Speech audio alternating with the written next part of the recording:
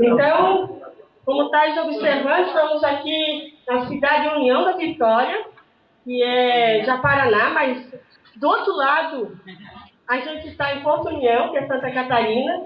Essa é a sede da 8ª URI, União Regional Espírita, cujo o presidente é aquele senhor jovem que estava passando aqui na frente, o Ingo, e nosso público vem, né, das diferentes regiões daqui, de diferentes cidades, alguns andando mais de 600 quilômetros para chegar e poder ter esse momento de confraternização e aprendizado.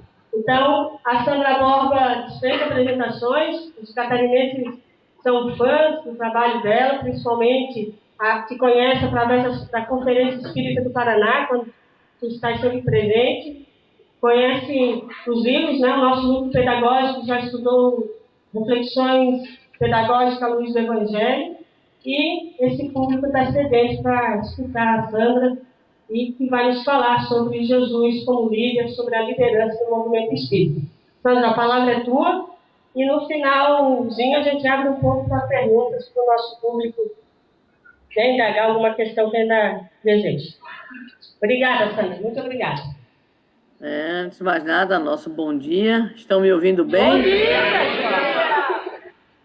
pessoal! Ótimo! Então, é uma alegria participar dessa experiência.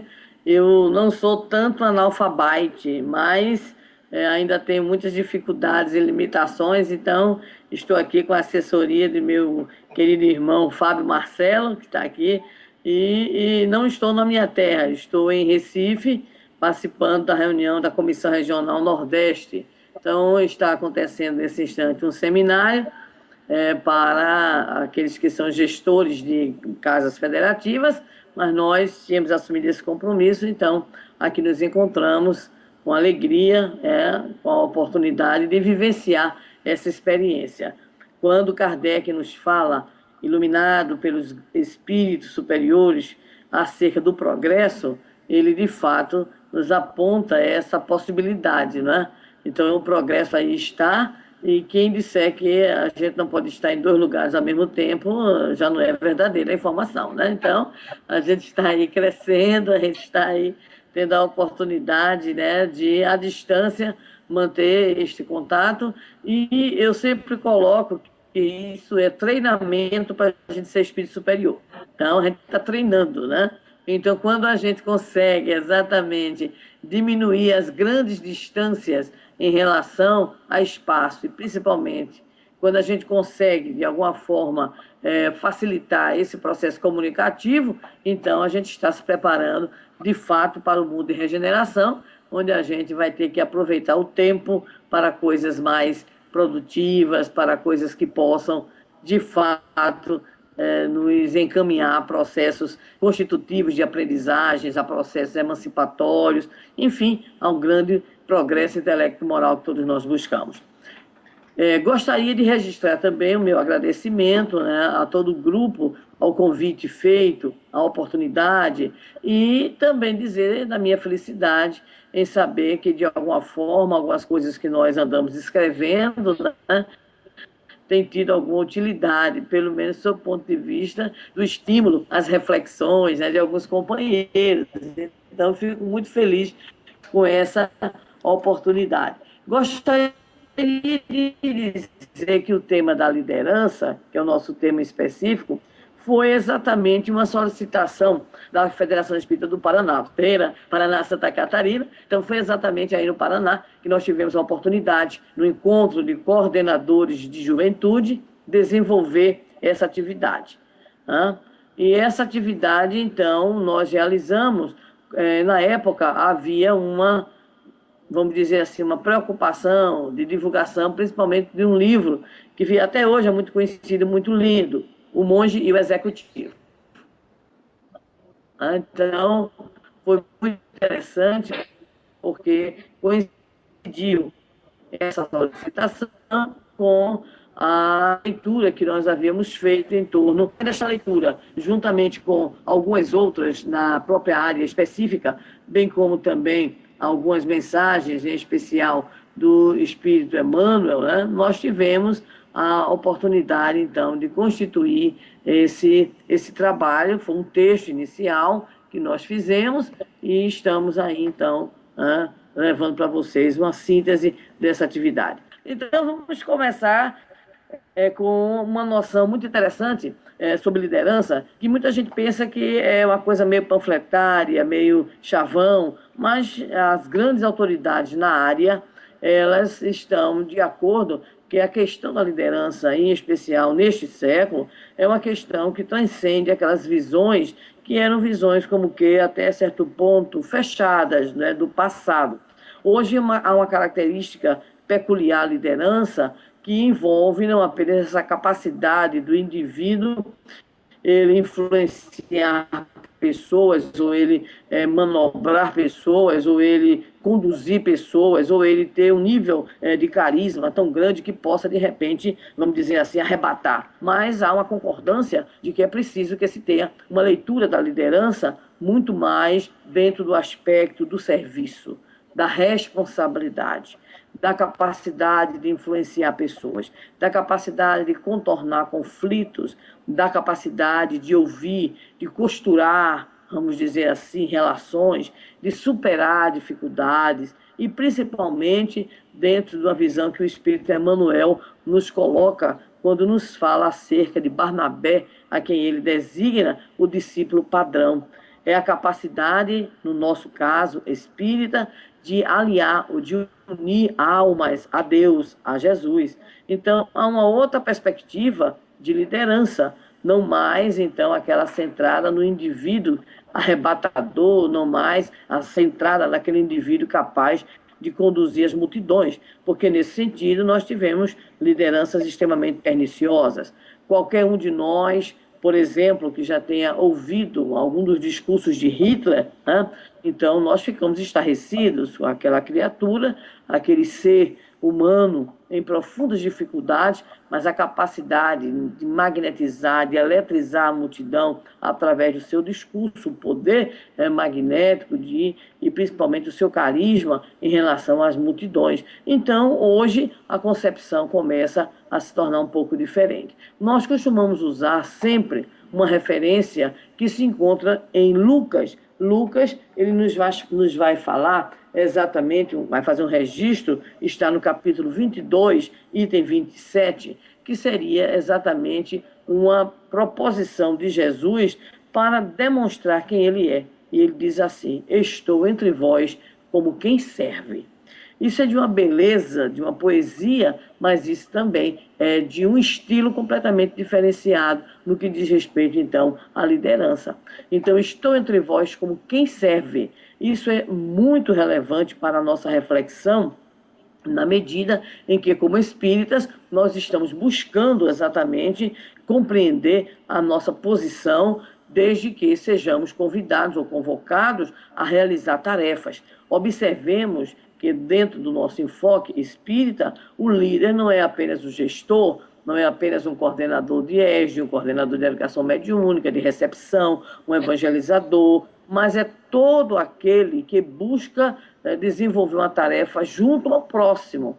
Então, o indivíduo que está ali na recepção, ele funciona também com aspecto de liderança. A pessoa que está ali no comando, né, do trabalho do passe, ele está usando possibilidades de liderança, bem como todos os outros a quem já nos referimos, desde os coordenadores de setores até os diretores de departamento, de órgãos de unificação e gestores, né? Então, estou entre vós como quem serve. Essa é a grande palavra. Liderar hoje é entendida muito mais, né, essa ação como uma possibilidade, uma capacidade que o indivíduo tem de servir. E aí é imperioso que a gente reflita sobre o que é que envolve, o que é que corresponde a essa expressão, servir, né? Porque, de repente, se poderia até evocar no passado uma compreensão, por exemplo, do chamado líder laissez-faire, que deixa todo mundo fazer o que quer. Então, não é essa a percepção em torno do serviço. O serviço, ele vai envolver também, além dos processos, obviamente, de emancipação, de sacrifício, de dedicação, mas também, muitas vezes, processos enérgicos de educação, de chamada responsabilidade e assim por diante. Nós costumamos lembrar também, ao falarmos sobre a questão da liderança, de uma passagem muito curiosa que nós vamos encontrar no Evangelho de Mateus, capítulo 20, versículos 22 a 28, que é um caso muito curioso. Dizem os entendidos no assunto que mãe é tudo igual, né? Então, aqui em Pernambuco, lá no Rio Grande do Norte, aí no Paraná, Santa Catarina, dizem que mãe, quando é mãe, é tudo igual. Muda apenas o endereço, né? Por quê? Porque Salomé, ela era a mãe exatamente de João e de Tiago, e era prima de Maria. E aí, em certo momento, ela vai, conforme Mateus, no seu capítulo 20, ela vai, então, procurar a Jesus, né? E vai se prostrar diante do mestre e vai fazer uma rogativa. Ele pergunta para ela o que é que ela quer, e ela diz assim: dize que estes meus 2 filhos se sentem, um à direita e o outro à tua esquerda, em teu reino. E aí Jesus, então, irá responder para ela: não sabeis o que pedis. E olhando para os meninos, entre aspas, né, os jovens, pergunta: podeis beber o cálice que estou para beber? Eles, obviamente, que já seguiam ao Senhor, respondem afirmativamente: poderemos. E Jesus vai então retrucar: sem dúvida bebereis o meu cálice. Jesus já sabia que eles iriam dar os seus testemunhos. Mas aí Jesus vai resolver o problema criado por Dona Salomé, dizendo o seguinte: mas sentar à minha direita ou à minha esquerda não me compete.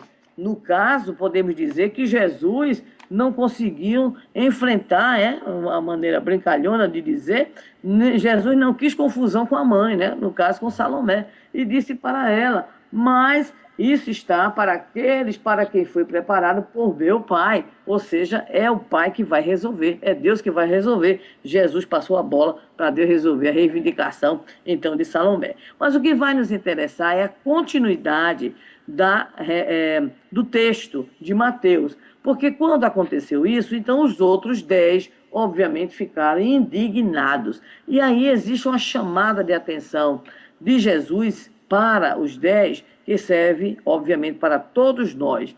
Então, nos diz Mateus que Jesus fez assim: chamando-os, porém, Jesus lhes disse: sabeis que os governadores dos povos os tiranizam e os grandes os dominam.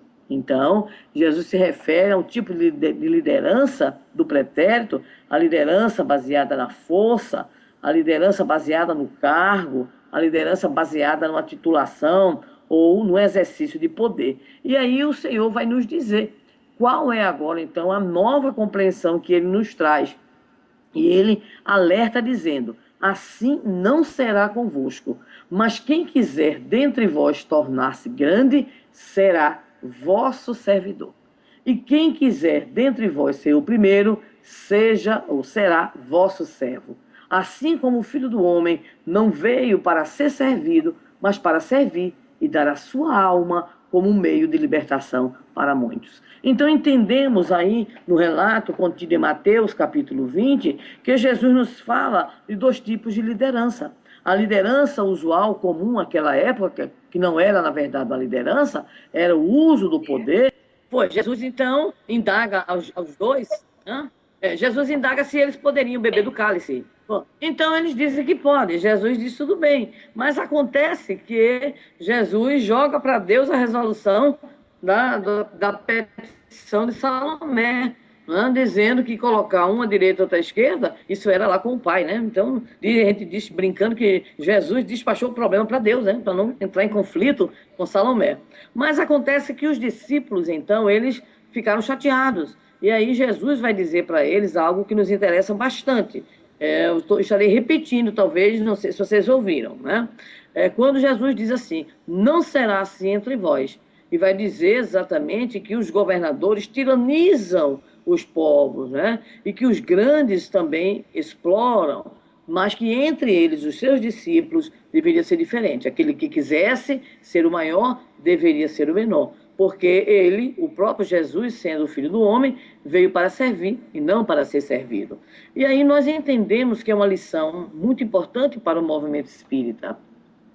Esse momento em que Jesus nos chama a atenção, ele está se referindo a toda uma necessidade que nós temos de não trazer para o interior das nossas casas espíritas e para o próprio movimento as estruturas que estão presentes lá fora. Ou seja, o governo, o poder, o uso da arbitrariedade, a imposição, a liderança autocrática do passado. Não temos mais espaço para isso. Jesus nos fala de serviço, nos fala, obviamente, da necessidade que nós temos de, a partir do momento que temos ideais, que temos objetivos, metas, compreensões, nós automaticamente necessitamos ter uma postura diferente de liderança, de administração, de condução, enfim, né? Uma postura, uma atitude de liderança que seja a atitude que ele nos ensinou, a questão principalmente do espírito de serviço. Então, nós poderíamos dizer que Jesus apresenta 3 atitudes que são fundamentais de um verdadeiro líder somente nessa narrativa de Mateus. Então, primeiro, ele se preocupa em que os seus liderandos, no caso, seus tutelandos, aqueles que o estavam seguindo, pudessem realizar uma autoavaliação. Então, ao invés de impor-se, ele, pelo contrário, ele procura que os seus, no caso, os discípulos, João e Tiago, pudessem fazer, ainda que naquele momento, uma avaliação das suas próprias possibilidades, né? Então, o líder, ele é alguém que deve remeter aqueles que estão ao seu derredor exatamente para essa atitude de autoavaliação, para que não haja equívocos, para que não haja precipitações, para que, de repente, nós não estejamos na condição de pessoas que, de repente, exercemos uma certa liderança sobre os outros e esses outros, entre aspas, nos sigam muitas vezes sem a própria autonomia, sem a capacidade de entender a si próprios, aos próprios objetivos e assim por diante. Então, possibilitar ao outro ouvir-se, avaliar-se num processo de introspecção. Outra coisa importante é a própria ética de Jesus. A humildade do mestre, ele não resolve, ele diz assim, olha, não me compete. Então, nós também, nos nossos papéis, em especial no movimento espírita, há um determinado momento que não somos nós que vamos responder. Então, de repente, não é um coordenador de EJE, não é um evangelizador que vai poder tomar uma decisão. É importante que a gente reflita que no movimento espírita as pessoas costumam dizer, nós não temos hierarquia. Nós não temos uma hierarquia sacerdotal, mas nós temos responsabilidades definidas. Então, é imperioso que a gente entenda que o companheiro, por exemplo, que está à frente de uma casa, ele responde em juízo ou fora dele em tudo que aconteça naquela casa. Então, nós não podemos, em nome da chamada liberdade, agir com irresponsabilidade ou com desrespeito. Então, é preciso que nós internalizemos esse exemplo de Jesus, ter a humildade, perceber até onde vai a nossa competência, utilizar os fóruns que são importantes quando nós estejamos insatisfeitos, aprendemos a reclamar, vamos dizer assim, com civilidade, né? Com fraternidade, usar a sinceridade de modo também fraternal e buscar, conforme o Evangelho, segundo o Espiritismo nos diz, quando a gente não conseguir nada disso, silenciar muitas vezes para que a obra ela não seja então comprometida. Mas nós temos a tarefa, a responsabilidade de agir então diferente, ou seja, de não usar os próprios procedimentos que estão aí fora nas nossas diversas esferas sociais. E, por fim, Jesus tem uma atitude importante, que é quando ele evoca exatamente os discípulos insatisfeitos e diz para eles que eles deveriam ter uma outra atitude. Eles não poderiam apenas se indignar com aqueles irmãos e com a mãe deles, mas deveriam ter uma atitude de fraternidade, de carinho, de perdão e de compreensão. Então, nós podemos sintetizar essas 3 grandes atitudes de Jesus somente nesta passagem. O estímulo à autoavaliação dos integrantes, a humildade dele, o discernimento, né? A ética, o reconhecimento dos próprios limites e, principalmente, a comunicação clara, a coerência na própria resposta. E isso significa, ou isso engloba, um conjunto de valores. Né? Bem, e isso tudo o próprio Cristo já havia anteriormente colocado, conforme nós encontramos em Marcos, no capítulo 8, versículo 34, quando ele diz: se alguém me quiser seguir, renuncie-se a si mesmo, tome a sua cruz e siga-me. Nós temos aí alguns elementos importantíssimos da relação, não apenas da liderança, mas também para todos nós que, de alguma forma, estamos presentes em atividades de, vamos dizer assim, formação social. Estamos em grupo, estamos em equipe. Então, a primeira coisa que Jesus coloca: se alguém me quer seguir. Então, cada um de nós que se encontra na militância espírita se encontra por livre e espontânea vontade. Então, nós não temos, ou pelo menos acreditamos que não temos entre nós ninguém obrigado, né, a fazer isso. Então, ninguém está obrigado a ser presidente de uma casa, ninguém está obrigado a coordenar um ciclo de juventude, o outro não está obrigado a trabalhar na recepção. Ou seja, nós estamos como pessoas que, entendendo o valor da mensagem espírita e desejando colaborar, conforme nos diz Emmanuel, donos de um patrimônio diferenciado, de conteúdos que são conteúdos imortalistas, conteúdos libertadores, conteúdos de esclarecimento, de consolação, nós nos sentimos como que, aí sim, consciencialmente obrigados, né, a fazer alguma coisa, a nos doar, né, a realizar um serviço, enfim, a apoiar a atividade do movimento espírita. Mas isso é uma opção que nós temos.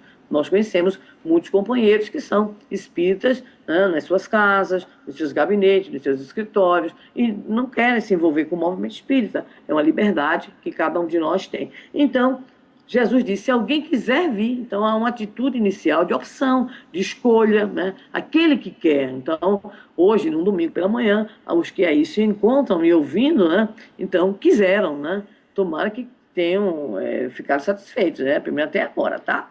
Mas aquele desejo que a gente tem que ter. Bem, Jesus diz: renuncie-se a si mesmo. Eu sempre briguei com essa expressão. Meu Deus, o que será esse renunciar a si mesmo? E aí a gente fica pensando: o que será?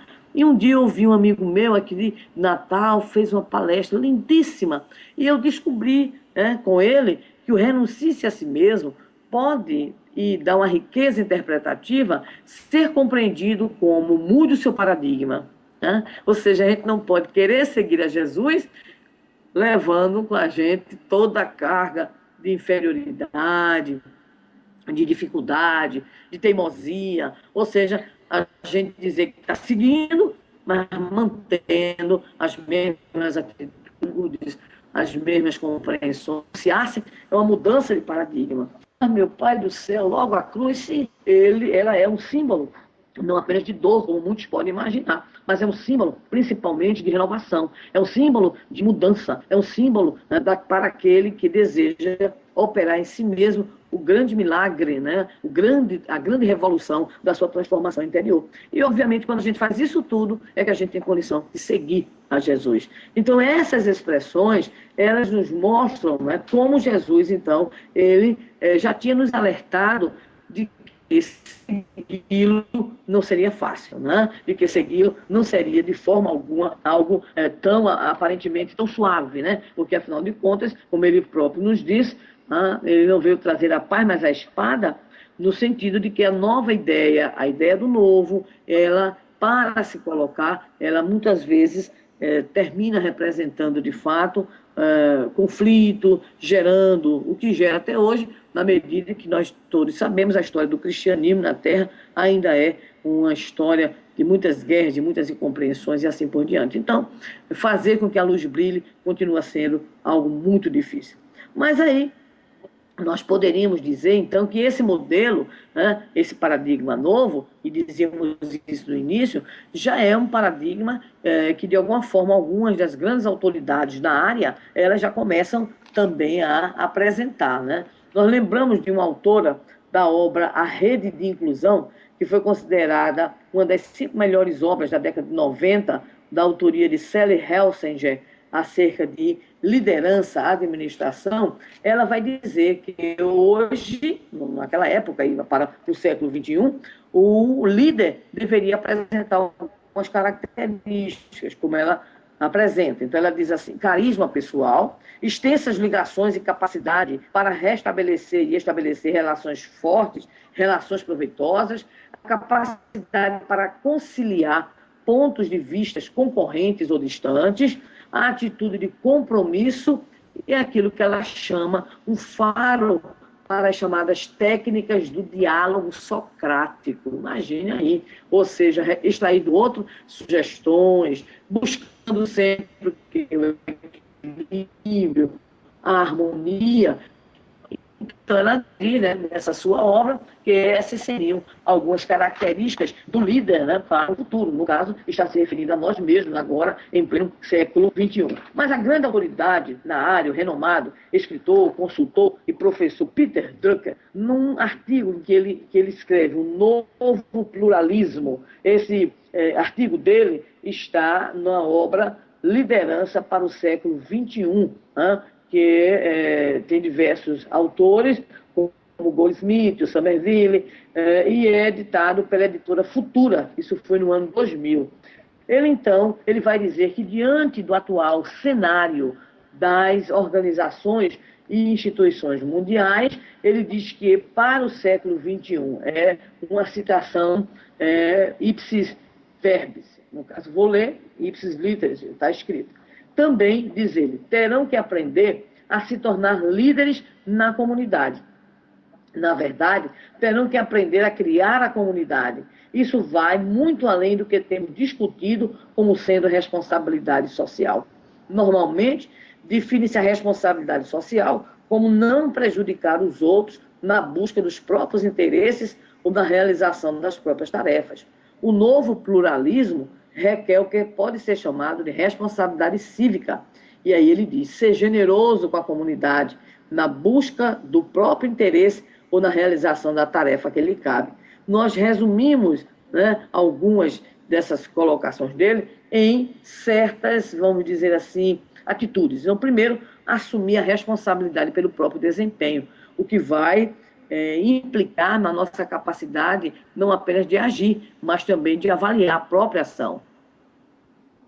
Da mesma maneira, o compromisso, né? E o compromisso vai exigir exatamente que nós tenhamos as convicções muito claras para nós, as metas, qual é o caminho que devemos percorrer, e uma coisa importantíssima para qualquer liderança, que seria exatamente a dedicação ao bem comum. Então, há toda uma compreensão nesse sentido. Mas eu soube que vocês hoje aí andaram lendo algumas passagens, né, evangélicas, que vão exatamente agora nos apresentar Jesus como modelo de liderança. E aí nós vamos também ver com vocês alguns pontos agora em torno do próprio Jesus. Tá?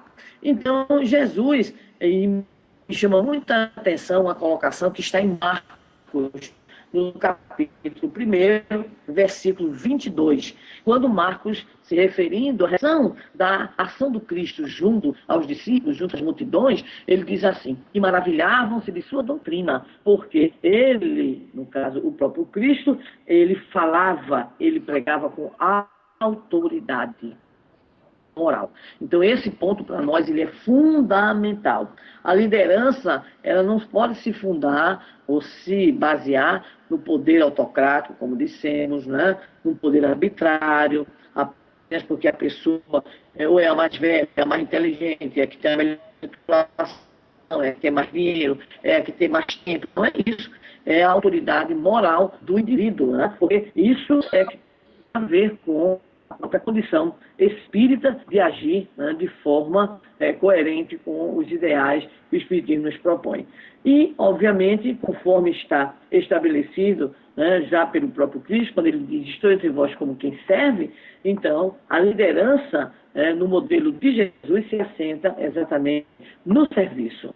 E poderia ir um pouquinho mais adiante dizer no sacrifício também, porque, no caso, nós espíritas não somos profissionais da religião. Isso demanda de nós um sacrifício imenso. Então, estamos aqui, dezenas de companheiros, nas terras recifenses, amigos que vieram de diversas localidades, né, apenas do Nordeste, o pessoal de Brasília, da FEB, e cada um deixou atrás de si uma rede de problemas, de dificuldades, né, ou de, pelo menos, se não problemas e dificuldades, de senões que vão ter que ser devidamente superados no retorno. Então, de repente, que aparece, de repente é alguém que tem um problema, é alguém que faltou, é um chamado emergencial do emprego, é uma dificuldade, é a própria tarefa espírita que o companheiro disse que não vai poder ir, e aí foi descoberta, e assim por diante. Então, nós temos como base dessa do serviço, também é importante lembrar que o líder, ele é aquele que leva as pessoas a agirem em função de um comum. Ou seja, é preciso ter a clareza na casa espírita e nos diversos grupos de trabalho espírita, é a clareza qual é a finalidade do espiritismo, qual é a missão do espiritismo e qual é, obviamente, a tarefa da casa espírita e do movimento espírita. E quando a gente tem a clareza sobre isso, ou seja, no ESD, no atendimento espiritual, na atividade mediúnica, né, na evangelização. Então, qual é a nossa tarefa? Qual é a nossa missão? É preciso ter a clareza. Então, Jesus, ele foi capaz, inclusive, ele foi capaz de reunir 12 criaturas, né, da qualidade que ele reuniu, gente boa, mas também gente complicada, né? E deu a eles o quê? Conforme nós encontramos em Mateus capítulo 10, ele deu as chamadas diretrizes. Então é importante que nós aprendamos a agir em comum ou agir movidos pelos ideais, pelos valores, né? Em objetivos que devem ser definidos coletivamente também, ou que devem ser assumidos em função do próprio conhecimento doutrinário. Jesus também tem clareza daquilo que deve fazer. Então, a pessoa que assume, por exemplo, a condição de um coordenador, de um gestor, de um diretor, de alguém que está no órgão de unificação, tem que ter a clareza do seu papel, porque essa clareza vai lhe dizer também dos próprios limites. E na medida em que nós temos a clareza, né, nós devemos comunicar, ou pelo menos todos os que estão envolvidos devem ser comunicados acerca dessa mesma atividade, dessa mesma função que o companheiro ou a companheira, ou o colegiado, né, depende, em alguns lugares é assim, enfim, o que é que corresponde às tarefas daquele companheiro, daquela companheira. Lembro-me, a título só de ilustração, que certa feita em nossa própria casa de serviço no Rio Grande do Norte, nós recebíamos, né, de vamos dizer assim, uma demanda de determinada instituição, uma instituição grande no nosso país, porque havíamos, na instituição, recebido determinada, vamos dizer assim, determinado conjunto de doações. E, na verdade, houve um problema nessa doação.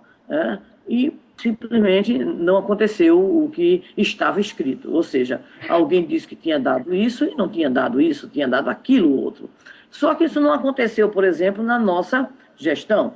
Mas quem foi chamada para poder esclarecer fui eu que estava na gestão. Então, muitas vezes a pessoa não tem noção, quer fazer isso, quer fazer aquilo outro. Nós hoje estamos mergulhados, né, num legalismo também muito grande, muita coisa boa, sem dúvida nenhuma, mas também muita coisa burocrática. Então, hoje, por exemplo, você não pode usar certas expressões, você não pode, vamos juntar aqui a juventude, vamos sair. Não pode, a coisa tem que ter a permissão, a autorização dos pais, né? Hoje nós temos que ter uma série de cuidados com a nossa própria estrutura física, por exemplo, a questão da acessibilidade, as saídas de emergência. Então, o que ocorre? Quem vai responder não vai ser aquele que fica só opinando, não vai ser aquele que vai ser o companheiro, o irmão, que está ali com o nomezinho, porque na hora que a gente assume a diretoria, por exemplo, de um centro espírita, e todos nós sabemos disso deve ser informado no cartório. Então, consequentemente, nós temos, né, passamos a ter uma responsabilidade civil diante dessas coisas, respondendo por todas as coisas. Então, voltamos a dizer, nós não temos hierarquia, mas nós temos responsabilidade. E é imperioso, imprescindível que os companheiros, eles entendam isso. Há uma liberdade, mas é necessário que se saiba qual é a função de cada um, qual é a tarefa de cada um, né, para a gente poder agir, vamos dizer assim, de modo harmônico, e não, né, criando muitas vezes problema para os outros. Então, nos relacionamentos, Jesus investe em algo muito interessante. Jesus investe na confiança, no respeito, no amor recíproco. Me chama muita atenção uma passagem que se encontra em Marcos, no capítulo 6, versículos 31 e 32, onde Jesus, após receber os discípulos que tinham ido desenvolver inúmeras tarefas, ele diz assim, repousai um pouco. É bonito, né? A gente vê Jesus, repousai um pouco. Quer dizer, o cuidado, o carinho, o amor de Jesus pelos seus discípulos em suas tarefas. Também Jesus tem uma atitude compassiva, carinhosa, amorosa, de cuidado com a multidão. Então, quando nós vemos, por exemplo, também Marcos, capítulo 8, agora versículos 1 a 9, os discípulos dizendo, Jesus, Senhor, essa multidão nos acompanha há 3 dias, espera essa multidão para que vá procurar o que comer, né? Vá comprar. É quando Jesus opera uma das famosas multiplicações, né, de pães e peixes. Então, é esse cuidado. Da mesma forma que Jesus, enquanto líder, ele tem cuidado, os discípulos tiveram cuidado com a multidão. Né? Então, é essa filosofia do cuidado que deve impregnar, né, as nossas relações nas casas espíritas. O cuidado com a doutrina, o cuidado com a casa e o cuidado uns com os outros, onde nós devemos fazer aquilo que Paulo nos diz do alto do seu testemunho, né? Não devemos nada uns aos outros senão o amor recíproco. Então, é exatamente uma das características do líder é conseguir exatamente agir dessa maneira e desencadear nos outros também essa noção de cuidar do outro. Então, nosso colega, nosso irmão, nosso companheiro do mediúnico, ou então do Égio, ou do Digi, não veio, não compareceu, há 2 semanas não aparece lá, então não tem que esperar apenas que o diretor, que o coordenador, que o presidente da instituição vá procurar saber notícias. Você mesmo, é você que age nesse instante com caracteres de liderança. Você vai, tem o telefone dele, tem o e-mail, mora perto, vai lá, procura saber. Então, esse carinho, essa afetividade, que vai criando, né, e entendemos, mais do que uma teia, que é frágil, uma rede, né? É uma expressão que a gente tem usado muito, uma rede de carinho, de proteção, de companheirismo. Isso tudo é fruto de um trabalho, de um bom trabalho de liderança. Também gostaríamos de lembrar que Jesus, ele ouvia. Talvez essa seja a maior dificuldade e, ao mesmo tempo, o maior desafio de um líder. Ouvir. E não ouvir só o audível. É preciso ouvir o inaudível. O que é ouvir o inaudível? É, no popular, a água que corre embaixo da ponte. Vocês conhecem essa expressão aí?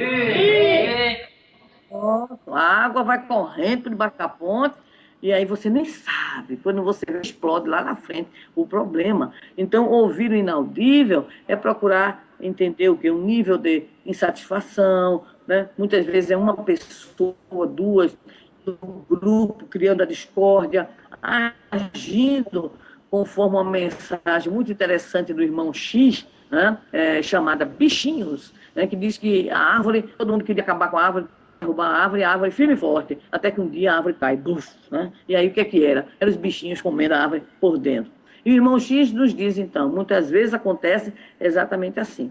Muitas vezes a gente consegue enfrentar os adversários de fora, mas não consegue atingir ou resolver o problema com os adversários de dentro, ou seja, os internos. Então, a problemática da casa espírita, muitas vezes, hoje, não está fora, porque nós já hoje gozamos não apenas de liberdade, como de muito respeito. Mas muitas vezes é o problema interno do grupo mal conduzido, grupo altamente competitivo. E lembrar, como com Albino Teixeira, numa mensagem psicografada por Chico Xavier, que está no livro do Candelário de Luz, que o grupo de trabalho na casa espírita, não pensemos que é o grupo perfeito, porque o grupo perfeito deve ser o de Nosso Senhor Jesus Cristo, onde ele mora. O daqui também não é, não, né? É imperfeito. Mas nos diz Albino Teixeira que o grupo de trabalho, ele também tem afetos e desafetos. Nós não encontramos desafetos só na família, no ambiente de trabalho. Nós encontramos também desafetos nas casas, nas instituições, no próprio movimento. Então, o que nos cabe é exatamente aproveitar a oportunidade da superação. E aí, principalmente aquele que está na condição de liderança, o ouvir, ele se torna, então, fundamental. Né? E aí, fechando essa parte, nós entendemos que Jesus é um modelo de liderança, na medida em que ele, por exemplo, vai identificar necessidades, isso faz parte do modelo crístico de liderança, ele propõe mudanças, ele estimula a vontade do ouvinte, mas ele respeita principalmente as escolhas. Na hora em que ele percebe a infelicidade ou a atitude equivocada de Judas, ele não pula no pescoço do companheiro, pelo contrário, no Jardim das Oliveiras, ao receber Judas, com o famoso beijo, ele lhe diz: a que vieste? Aí ele pergunta: a que vieste, amigo? Então, nós não estamos entre nós para colidir, podemos resolver os nossos conflitos. Me vem à memória agora o pensador atual, né, contemporâneo, Edgar Morin, com o autor da complexidade, o criador, né, um dos que fundamenta a teoria da complexidade, o mais importante teórico, quando ele diz: o conflito ele é inerente à convivência humana. Agora, é preciso que nós aprendamos a resolver conflitos. Então, há quem resolva conflito na base da pancada, usando até o seu poder físico. Há quem resolva usando o seu poder autocrático. E entre nós, voltamos a Jesus, dizendo aos discípulos: nós não podemos usar nem os métodos dos governantes, dos governadores, como ele usou a expressão, nem os métodos dos grandes, no sentido daqueles que detêm determinado poder, mas que entre nós haja a possibilidade, então, do diálogo, né? Resolver conflitos através de diálogos e principalmente respeitando as escolhas de cada um. Finalmente, entendemos com Jesus que o líder tem que ter clareza naquilo que comunica para evitar a ambiguidade. Tem que estimular a autonomia, como já também nos referimos, e tem que usar todas as suas qualidades, ou seja, o líder é em si mesmo o recurso maior. Então, é a sua atitude, a sua postura, é a sua fala, é a sua preocupação, é o seu exemplo. Ele realmente se torna, vamos dizer assim, a principal condição de levar adiante uma tarefa, uma missão. E, finalmente, poderemos dizer, e deveremos dizer sempre uns aos outros, que nós estamos no exercício do amor, né? Então, muita gente tem dificuldade, até no interior da família, de dizer que ama. E é interessante, conforme João, em seu capítulo 17, né, Jesus declara o seu amor, dizendo àqueles discípulos que os amava, né? Vamos encontrar ainda em João, Jesus dizendo: não vos chamo de servos, porque o servo não sabe o que faz o seu Senhor. Chamo-vos amigo, por ser o maior de todos os títulos. Então, é uma declaração de amor.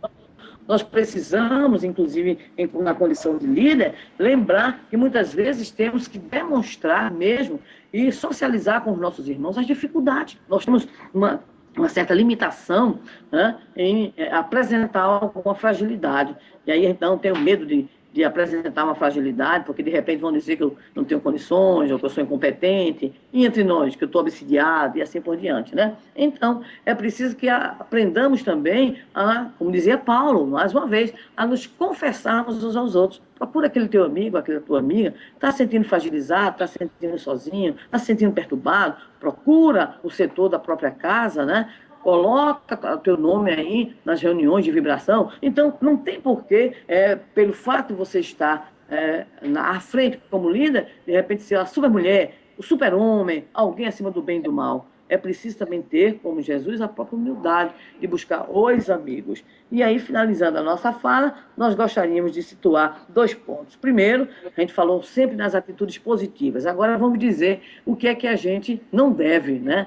O que é que um verdadeiro líder não deve. Ele não deve impor, ele não deve constranger, não deve usar de condicionamentos, porque ele tem que respeitar o livre-arbítrio. Não julga, não condena, não se deixa seduzir pela fama, né? Não alardeia poderes, não quer dar o seu showzinho pessoal, vamos dizer assim, não utiliza ou também não permite discussões estéreis, não repousa indevidamente, não faz autodefesa, não nega o próprio testemunho porque entende exatamente aquilo que deve buscar. Então, nesse sentido, meus queridos amigos, irmãos que me ouvem nesse instante, né, quando nós tomamos Jesus como referência para exercitarmos a nossa liderança, nós temos que levar, vamos dizer assim, em consideração alguns pontos que nós usamos como pontos de síntese para a nossa atividade, para que depois a gente possa trocar aqui algumas figurinhas. Então, em primeiro lugar, lembrar porque a pessoa humana é o maior investimento.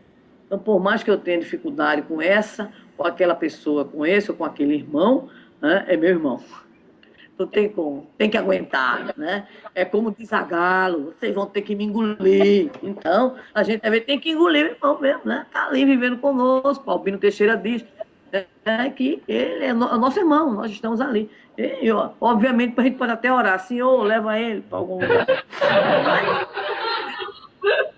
Vamos ver se, aí a depender, Senhor, né?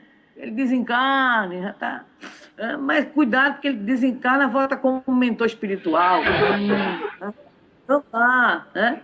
Pseudo-mentor, né, claro. Então, a gente vai ter que aprender a se suportar uns aos outros, claro, isso aí faz parte. Por quê? Porque nós todos estamos na mesma busca. Então, eu quero minha evolução, meu ideal é a sabedoria, mas o ideal do meu irmão que não gosta de mim também deve ser equilíbrio, harmonia. Então, nós no popular estamos no mesmo barco, o timoneiro é um só, né? E embora estejamos às vezes em mar calmo, muitas vezes também estaremos em mar revolto. E a demonstração da fé em Deus está naquela famosa imagem do menino que brincava enquanto o barco ele subia e descia, até que o marujo olha para o menino e diz assim: menina, você não está vendo que a gente está correndo perigo de vida? Ele diz: quem está no leme é meu pai.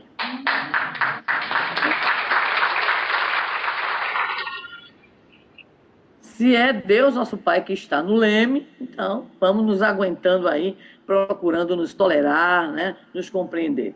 Outra coisa que é importantíssima é conhecer as chamadas necessidades do grupo e das individualidades. Então, reuniões permanentes, encontros, né? Procurar conhecer o outro. O dirigente, ele tem um monte de coisas, e aí a gente hoje estava discutindo isso, desde ontem, aliás, né? Como ser um gestor espírita é complicado.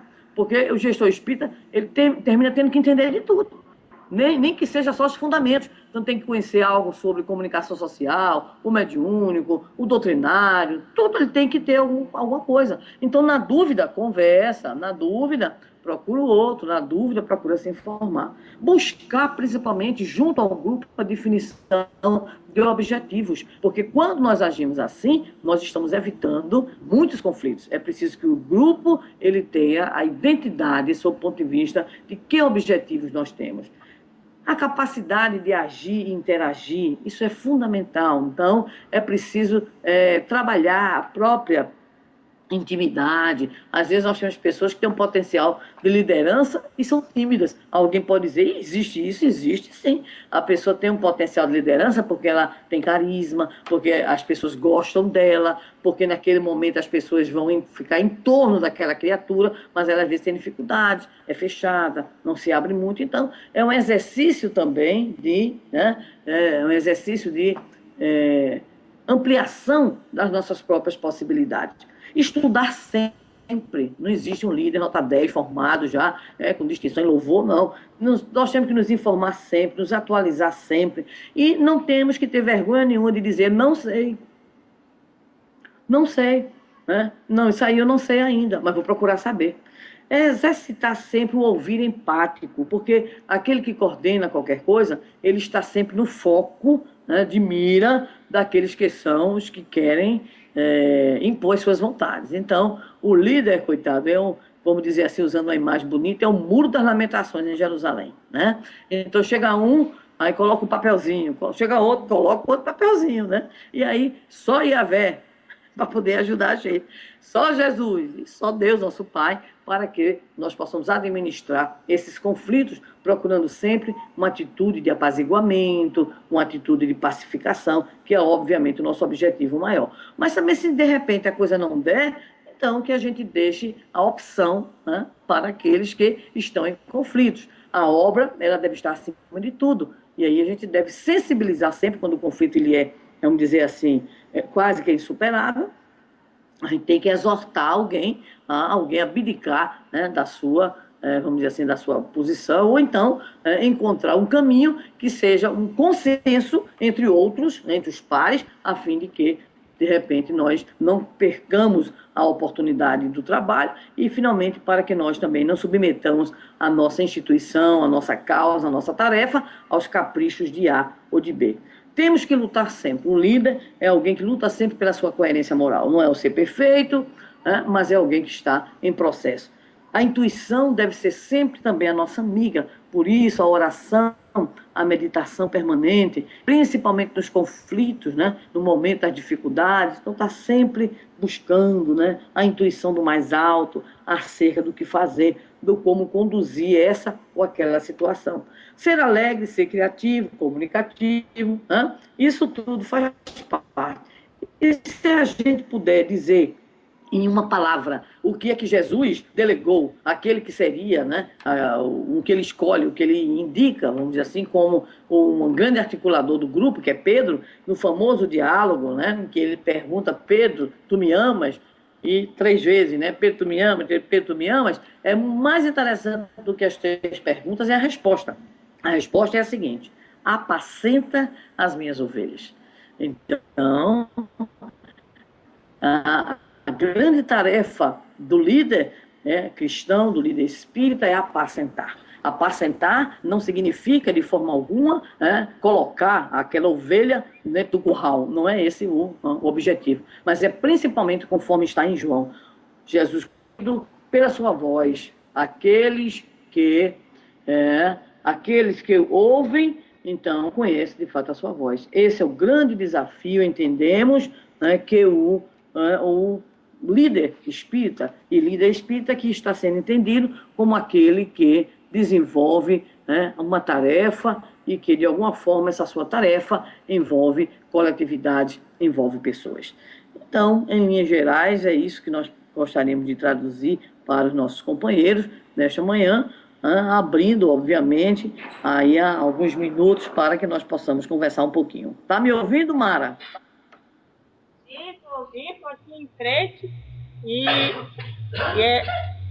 agora, então, a gente pode passar para perguntas, mas desde já agradecendo essa excelente conversa com todos nós, nos tocando no coração diante dos nossos compromissos.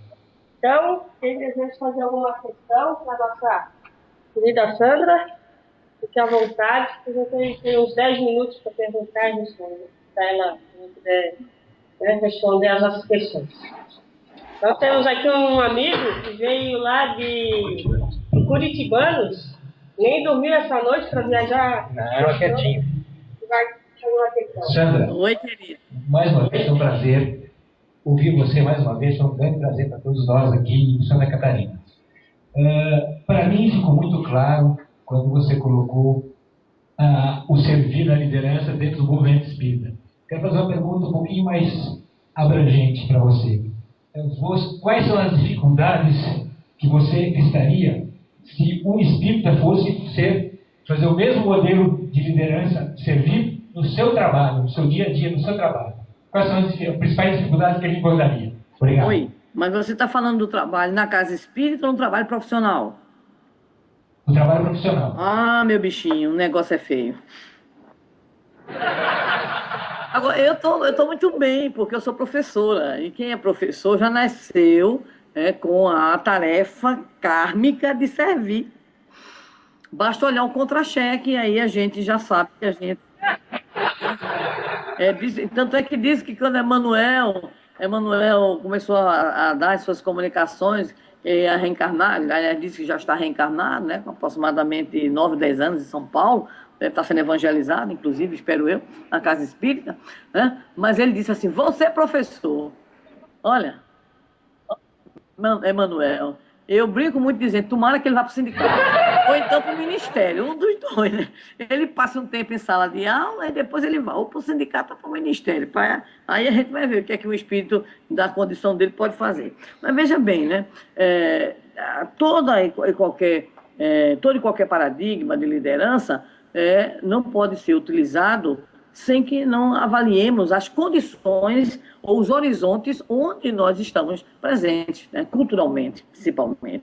E é uma coisa importante importante nessa área, nesse âmbito, que é exatamente o que nós chamamos do código profissional. Então, por exemplo, eu estou muito tranquila, porque como professora, sou professora de nível superior, então eu tenho uma série, vamos dizer assim, né, de compromissos, sob o ponto de vista da ética profissional, do contrato profissional, mas eu posso exercer, obviamente, uma liderança diferente, porque eu não apenas atuo sob o ponto de vista da minha atividade profissional. Na medida em que você tem uma atividade profissional, em que você lida com gente, e que você é espírita, então e quando descobrir que você é espírita, e a depender do seu nível de simpatia, né, porque tem uma tropa entre nós que não é simpática, né, então você de repente vai ser alguém que vai ser chamado, vai ser procurado, vai ser indagado, né? Então, nós no âmbito profissional temos que levar em consideração todas essas coisas. Há profissões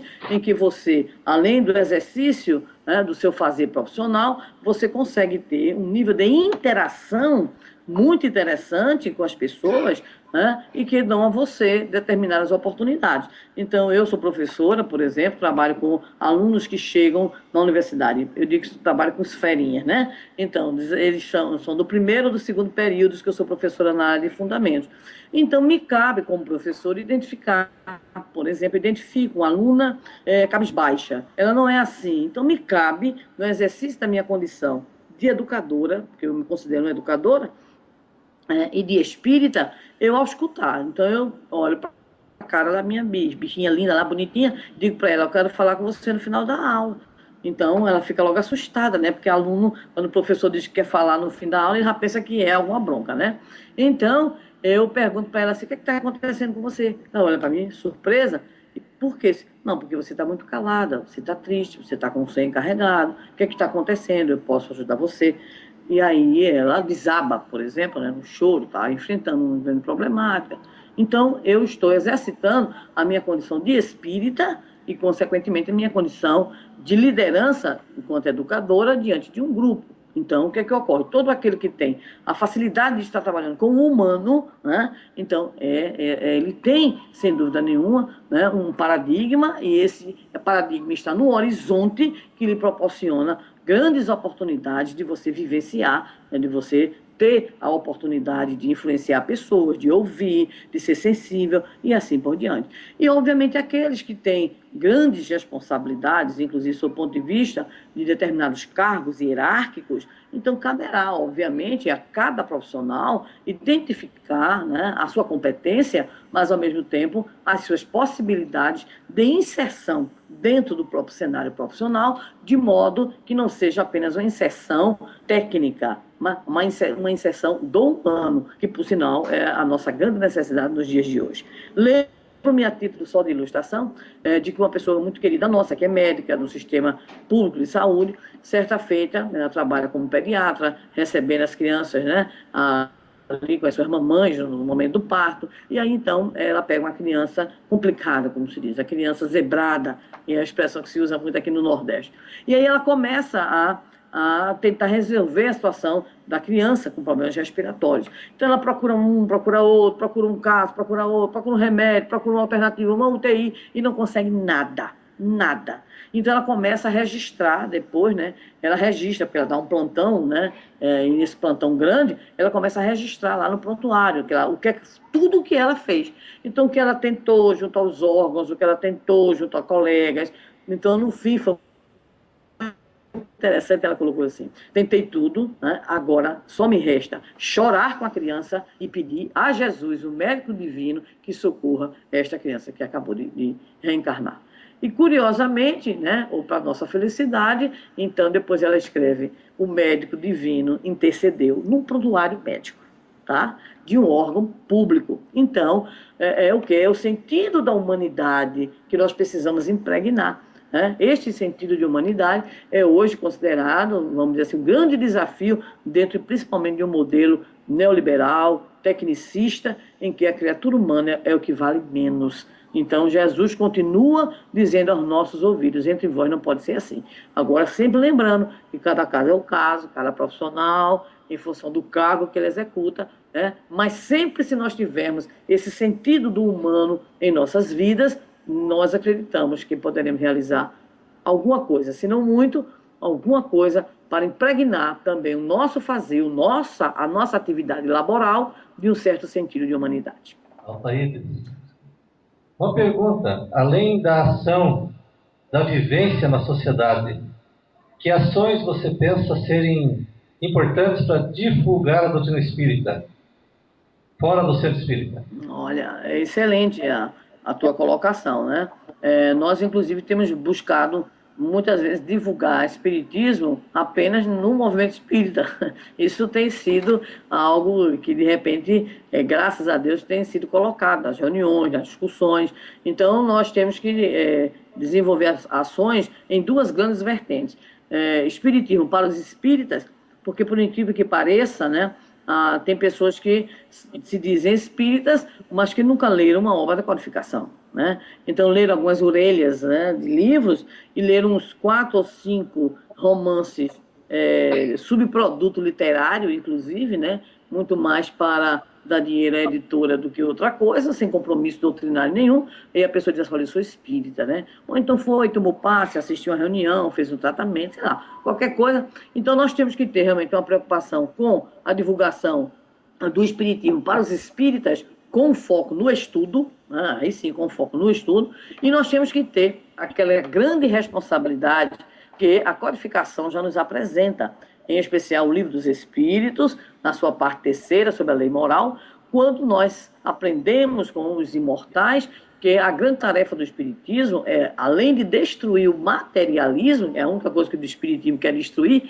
é o materialismo, mas é principalmente nós agirmos como se fôssemos o fermento capaz de levedar a massa. Ora, Jesus já dizia, inclusive o pessoal da cozinha, aí fique feliz, né, se tiver alguém aí na cozinha, né? Jesus fala exatamente sobre as medidas do fermento. Então, a pouca medida é capaz do fermento de levedar uma massa inteira. Então, o que é que ocorre? Nós temos que agir na sociedade como fermento na massa.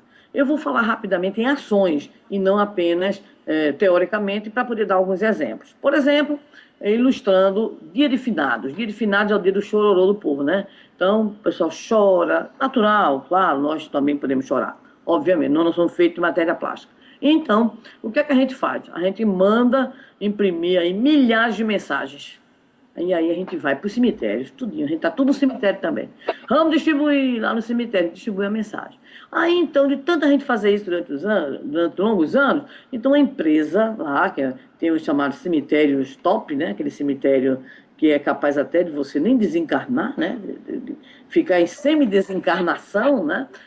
Então, assim, a gente aqui tem missa. Vocês não querem também ter uma palestra, não? Eu tive a alegria de fazer palestra dentro do cemitério. Uma maravilha. O melhor lugar para espírita fazer palestra deve ser no cemitério, realmente, né? Então, maravilha. Então, resultado, hoje nós agimos nos cemitérios. Vejam bem que coisa interessante. O pessoal nosso, no interior, também faz a distribuição de mensagem.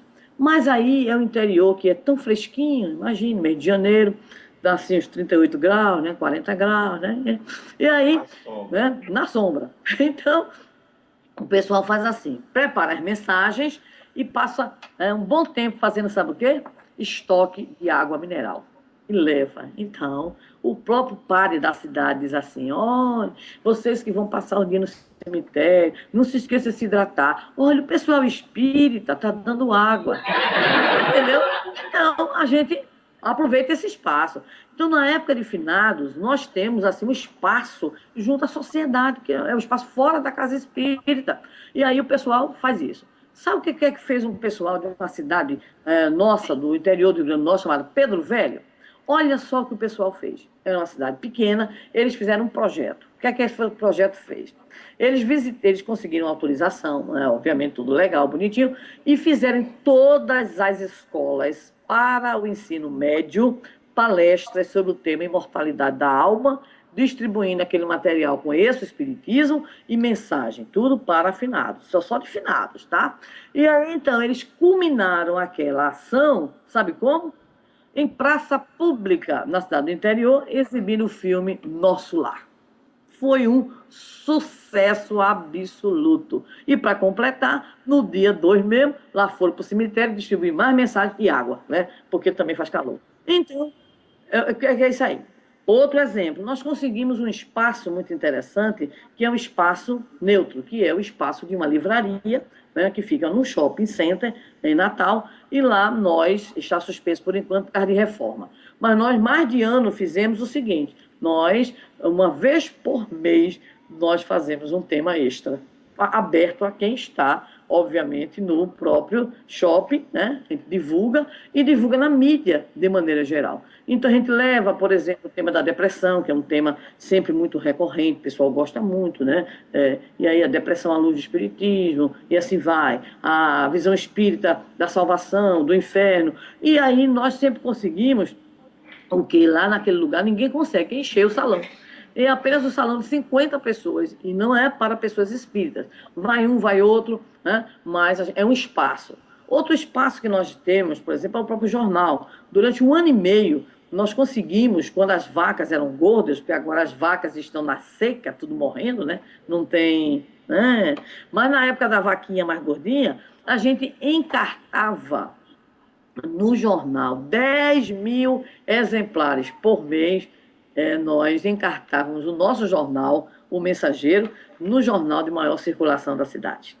Então, é um trabalho em que 10.000, ou seja, 167 municípios no Rio Grande do Norte, os 167, principalmente órgãos públicos, recebiam o jornal. Cheguei profissionalmente em alguns lugares e ouvi dizer, olha, o jornal lá da federação está chegando, né, aqui. Então, era uma outra busca. A televisão, nós temos programa de televisão a custo, não é zero, mas a um custo muito barato, em função exatamente da simpatia de um dos donos de rede de emissora. Mas nós temos algumas iniciativas muito curiosas, por exemplo, a Web Rádio, né? A Federação Espírita do Estado da Bahia mantém uma web rádio que é um baixo custo. Ao mesmo tempo, aí o nosso querido amigo do Paraná, né, o Momento Espírita, que é um programa radiofônico que hoje é transmitido em mais de 200 emissoras. Então, pela qualidade, pela mensagem.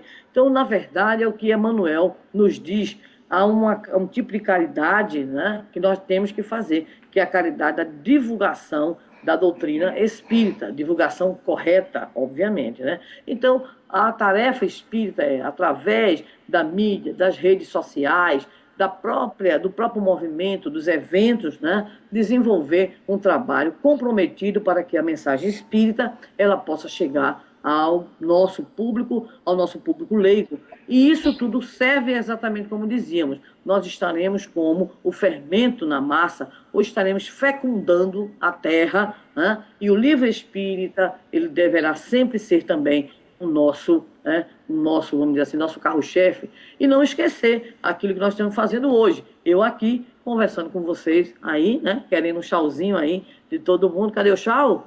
Né? Cadê o chau? As vibrações positivas de todos nós, né, para que nós possamos usar todos os canais possíveis e imaginários para divulgar cada vez mais a nossa doutrina. Pedaço de manhã maravilhoso. Sem dúvida, todos nós vamos bem alimentados espiritualmente agora para o nosso almoço. Eu também. Um ótimo almoço. E o nosso muito obrigado por ter se disposto, né, com todo, também essas dificuldades com a tecnologia, a estar aqui conosco nessa manhã. Para nós foi um grande prazer. Marcelo, obrigado por apoio técnico. Se não fosse Marcelo, a gente não ia fazer esse trabalho, viu? Agradecemos de coração essa oportunidade de atrever e ter um abraço, E muito obrigado pela experiência. Para mim, eu chego a estar com taquicardia. Nunca pensei. Olha, quando disser assim, a gente não pode estar em 2 lugares ao mesmo tempo. Tá sim, tá sim. E encarnada, o que é melhor. Encarnada. Bom almoço para vocês. Mara, muito obrigada. Desculpa a trabalheira, né? Porque a luta é grande. Mas agradecer a vocês, agradecer a Federação Espírita Catarinense, mandar um grande beijo, um grande abraço para todos, os nossos irmãos de União da Vitória, né? E, exatamente, eu estive por aí, eu estive aí, sim, né? Fazendo Eu estive na vizinha. Isso, União da Vitória, Paraná e Porto União, Santa Catarina. Exatamente. Hoje a gente está num espaço físico de União da Vitória, mas pela cidade de Porto União. Então, Muito bem. Então, uma alegria imensa. E qualquer dia desse a gente se encontra nos caminhos da vida. Muito obrigada. Que Jesus permaneça nos inspirando a todos e seja a grande liderança na nossa vida. Um beijão para você, Mara. Muito obrigada a todos. Um abraço. Tchau. Um ótimo retorno a Natal. Um grande abraço.